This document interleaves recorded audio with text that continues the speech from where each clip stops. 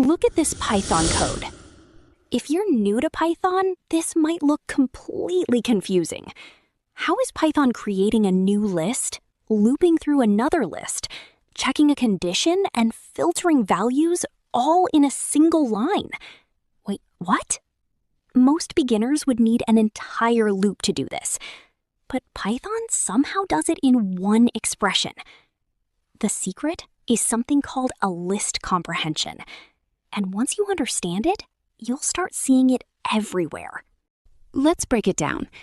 Suppose we have a list of numbers. Our goal is simple. We want a new list containing only the even numbers. Most beginners would write something like this. Evens equals empty list for num in nums.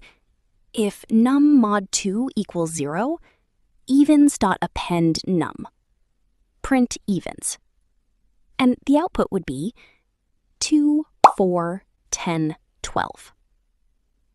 Nothing wrong with this approach. In fact, it's a great way to learn how loops work. But here's the twist. That entire block of code can be replaced with this. Evens equals num for num in nums if num mod 2 equals 0. Same result. Much less code. Wait, how? Let's read it from left to right. The first part, num, tells Python what should be added to the new list. Then we have for num in nums. This is the loop. Python goes through each value in the original list. Finally, if num mod 2 equals 0, acts as a filter.